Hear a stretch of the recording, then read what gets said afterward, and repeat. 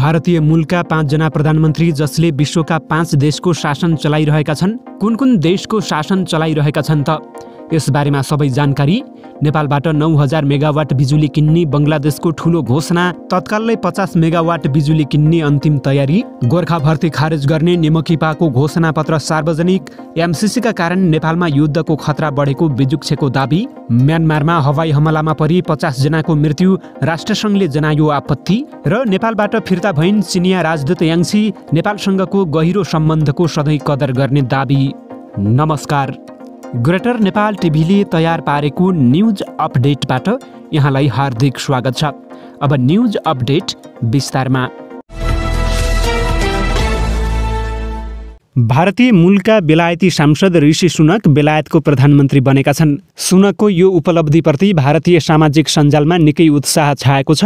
यस अवसरमा विश्वका अन्य देशमा उच्च पदमा रहेका भारतीय मूलका नेताहरूको बारेमा पनि हामीले चर्चा गरेका छौँ। भारतीय मूलका नेताहरूको नाम लिँदा पोर्चुगलका प्रधानमन्त्री एन्टोनियो कोस्टाको नाम प्रमुखका साथ लिइन्छ।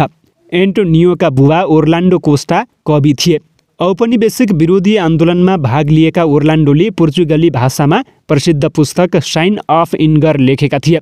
हजुरबुवा लुइस ओफोन्सो मारिया डे कोस्टा भने गोवाका बासिन्दा थिए। एन्टोनियो कोस्टोको जन्म मोजाम्बिकमा भएको भए तापनि उनका आफन्तहरू आज पनि गोवाको मर्गाओ नजिकैको रुवा अभेद फारिया गाउँमा बस्ने गर्दछन्।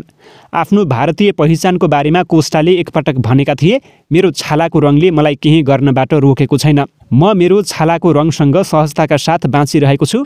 यति मात्र होइन, कोस्टा भारतका सिटिजन्स अफ इन्डिया कार्ड धारक पनि हुन्।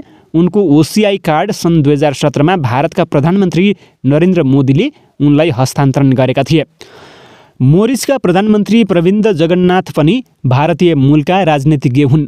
उनको पुर्ख्यौली जरा भारतको बिहारसँग जोडिएको छ।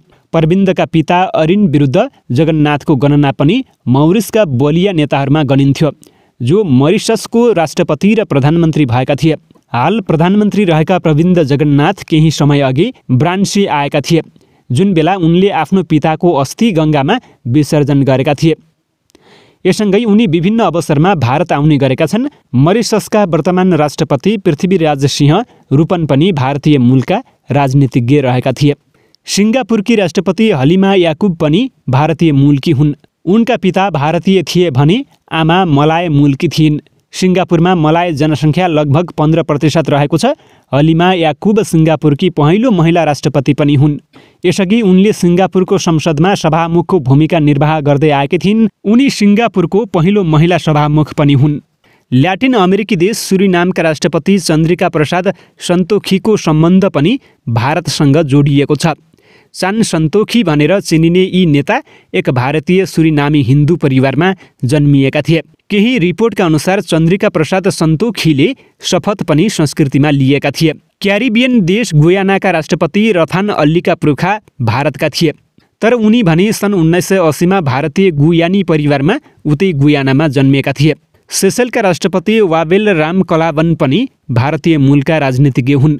उनका पुर्खाहरू भारतको बिहारबाट सेसेल गएका थिए। लोहार पिताका छोरा राम कलावानकी आमा भने एक शिक्षिका थिइन्। सन् 2021मा भारतका प्रधानमन्त्री नरेन्द्र मोदीले उनलाई भारतको पुत्र भनेर वर्णन गर्दै भनेका थिए, बिहारको गोपालगञ्जसँग जोडिएका बालेन राम कलावनको उपलब्धिमा आज उनको गाउँ मात्र नभई सम्पूर्ण भारतका जनता गर्व गर्छन्।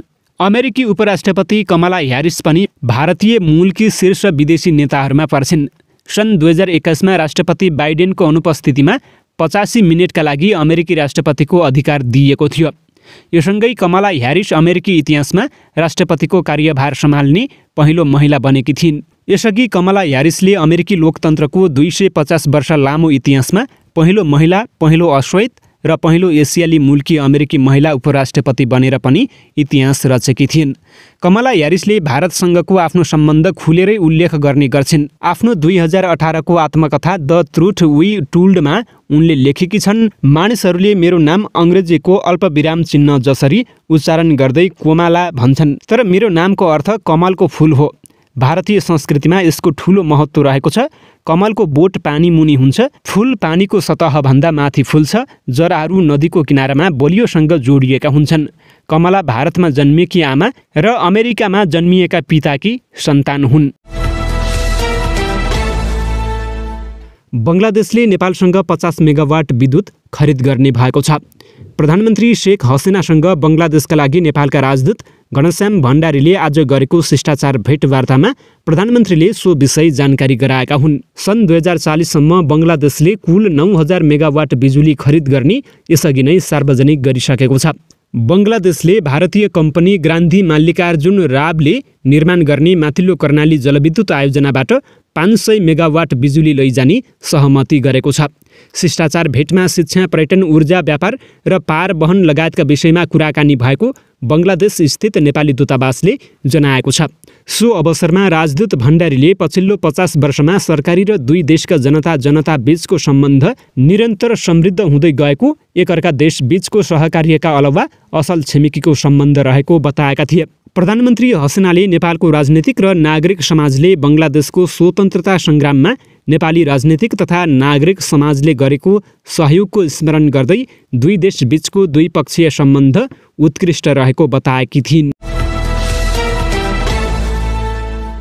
नेपाल मजदुर किसान पार्टीले आगामी निर्वाचनको घोषणापत्र सार्वजनिक गरेको छ।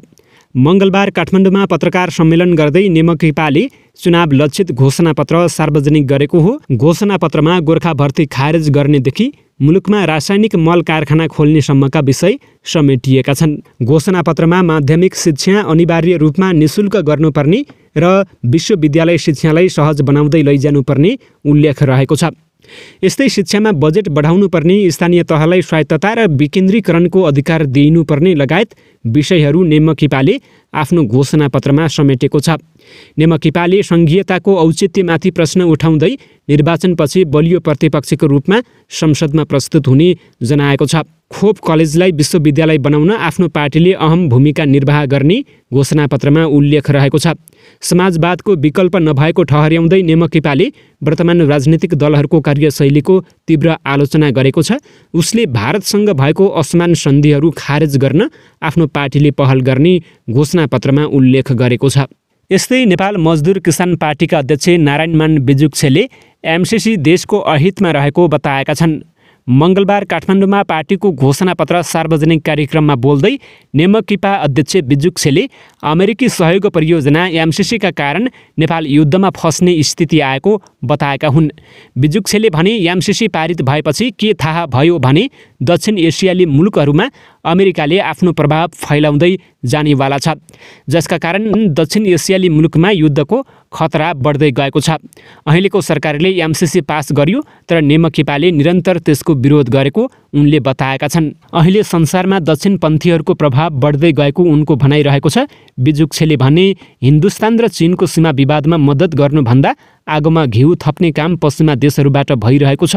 तेस्रो विश्वयुद्ध एसियामा भयो भने झन् गाह्रो हुन्छ। एसियालीहरू बीच झगडा खेल्ने काम भएको छ। युक्रेनको समर्थनमा नेपालले बोल्न हुँदैनथ्यो, उनले भनेका छन्। भारतले पारस्परिक संवेदनशीलता, सम्मान र चासोमा आधारित चीनसँग सम्बन्ध राख्न प्रयास गरिरहेको विदेश मन्त्री एस जयशङ्करले बताएका छन्। उनले चीनसँगको सम्बन्ध सुधारका लागि प्रयास गरिरहेको बताएका छन्। रणनीतिक इन्डो प्यासिफिकका धेरै देशहरूसँग क्षेत्रीय विवाद भएको चीनले विशेष गरी विवादित दक्षिण चीन सागरमा अमेरिकाको सक्रिय नीतिको विरोध गर्दै आएको छ। हामी चीनसँगको सम्बन्धको लागि प्रयास जारी राख्छौँ, तर यो पारस्परिक संवेदनशीलता र पारस्परिक सम्मान र पारस्परिक हितमा आधारित रहेको छ। जयशङ्करले वासिङटनको आफ्नो 4 दिने भ्रमणको अन्त्यमा भारतीय पत्रकारहरूको समूहलाई भनेका छन्। म्यानमारको काचिन राज्यमा सेनाको हवाई हमलामा कम्तीमा 50 जनाको मृत्यु भएको छ।